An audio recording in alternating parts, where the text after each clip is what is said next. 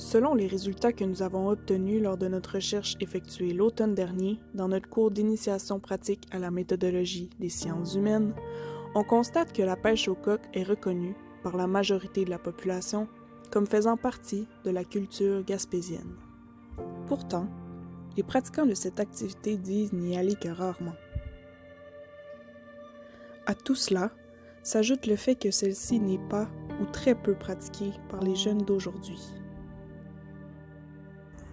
Suite à nos constats, nous nous sommes demandé comment pouvons-nous faire pour sauvegarder ce patrimoine vivant de la Gaspésie.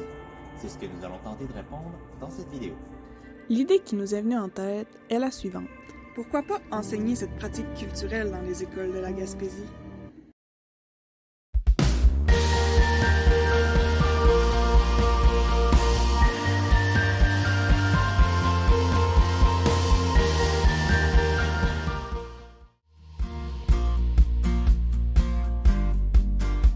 Sachant que cette pratique est possiblement en déclin, l'enseigner dans les écoles permettrait entre autres d'aller à l'encontre de cette situation, c'est-à-dire de conserver ce patrimoine immatériel.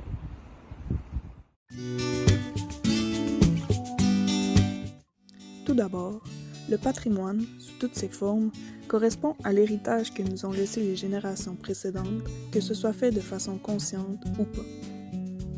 Maintenant, il est important de différencier le patrimoine immatériel des autres types de patrimoine. Il existe par exemple le patrimoine bâti, comme les églises, les forts, etc., qui, eux, sont plutôt faciles à voir. Le patrimoine immatériel est quant à lui un peu plus discret.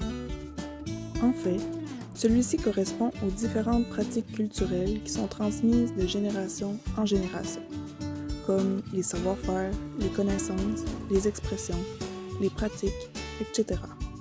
La pêche au coq en fait donc partie. Je vous laisse alors, avec mon coéquipier Jordan, vous expliquer l'historique de cette pratique en Gaspésie. La pêche au coq remonte à une éternité dans l'histoire de la Gaspésie. En effet, elle était pratiquée par les Autochtones il y a de cela plusieurs milliers d'années. Les Micmacs qui ont habité le territoire ici pendant des millénaires avant l'arrivée des Européens ont fait ce type de pêche. On a retrouvé ce type de coquillage fossilisé près des sites, des campements où ces gens ont pu habiter de façon normale, donc d'une saison à une autre. On a donc la certitude qu'il y a des gens qui ont pêché les coqs avant l'arrivée des premiers Européens. Aussi, avec l'arrivée des Européens, la pêche au coq était une activité majoritairement familiale et elle pouvait servir de source de nourriture secondaire, car en effet, les coqs étaient considérés comme étant la nourriture du pauvre, donc qui n'avait pas une valeur commerciale et tout ça. Cependant, cela a changé avec l'arrivée et l'implantation des pêches massives de la morue en Gaspésie. En effet, les coqs pouvaient être utilisés pour fabriquer un appât qui servait pour la pêche à la morue. Donc, certains étaient employés à récupérer des coqs spécifiquement à cet effet. De nos jours, avec la fermeture majoritaire de la pêche à la morue, et qui est la grande diminution de l'industrie, la pêche au coq est à nouveau une activité considérée comme familiale. Une pratique traditionnelle ou un patrimoine vivant qui tend à disparaître ou en tout cas à avoir moins tendance à se renouveler comme il y a moins de gens qui la pratiquent. Sauf que, quelque part, c'est une des pierres, c'est pas la seule, mais c'est une des pierres qui constitue, disons, la montagne de roche de notre identité gaspésienne. Fait que c'est pas la seule chose, puis tout dépend de ça. C'est juste que, tu sais, la pêche au coq, peut-être certains éléments liés à la chasse, d'autres liés aux accents. Ce sont toutes sortes d'éléments qui sont des savoir-faire, qui sont des techniques traditionnelles, qui, si elles ne sont pas transmises adéquatement, finissent par s'effriter, finissent par se perdre, et en perdant ça, bien, on perd certaines des roches qui constituent, je suis parti avec l'image de la montagne de roche, mais qui constituent la montagne de roche de notre identité. Cela nous amène donc à parler d'un autre aspect, soit celui de la socialisation ou encore de la transmission du savoir. Plus précisément, la socialisation correspond au processus d'intériorisation et d'appropriation des éléments culturels propres à la société dont l'individu en question fait partie. Voici quelques exemples d'éléments culturels qui peuvent être présents dans une société.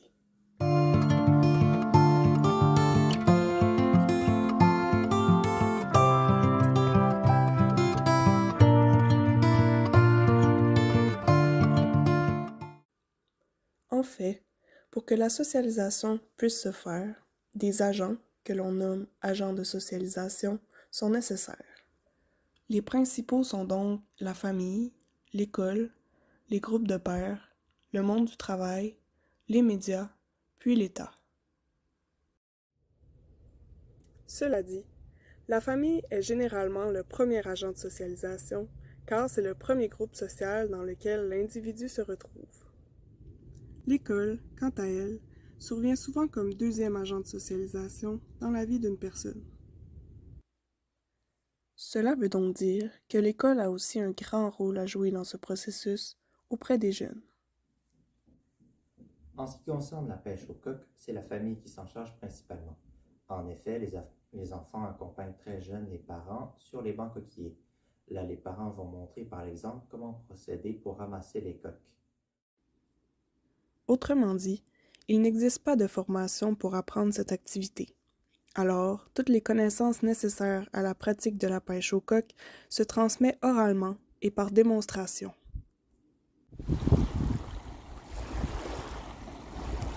Regarde, les trous d'aération, ça ressemble à ça, puis ça ressemble à ça. Puis regarde, moi, ce que je fais, je m'y prends comme ça, mon pêche-coq dans le sol, je tourne à peu près à cette profondeur-là, puis là, je fais attention pour ne pas craquer mes coques. Puis regarde, je peux les récupérer comme ça, puis je la mets dans ma chaudière ou je la mets dans un autre contenant, je m'assure de ne pas dépasser la limite permise.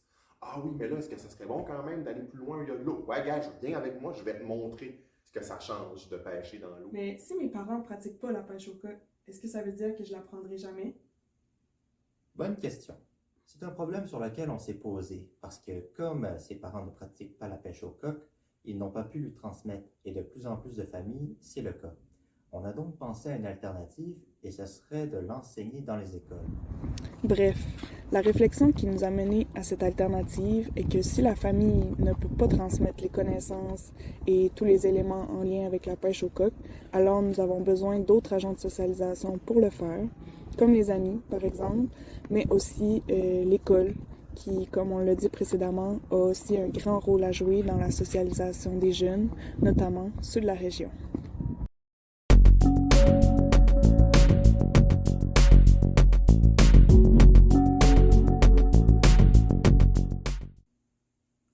La pêche au coq fait partie intégrante de la culture de la Gaspésie. En effet, c'est un patrimoine vivant. Mais ce patrimoine vivant est désormais menacé. La preuve en est que dans notre recherche, nous avons conclu que c'est majoritairement l'ancienne génération qui la pratique.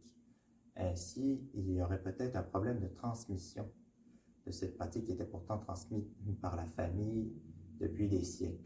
C'est pour ça que nous pensons que l'enseigner serait une bonne idée.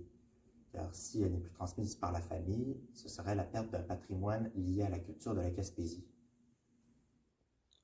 Cela permettrait entre autres d'assurer une transmission adéquate de ce patrimoine tout en s'assurant de ne pas perdre de roches parmi celles qui constituent la montagne de roches de notre identité, comme Michel l'a mentionné précédemment.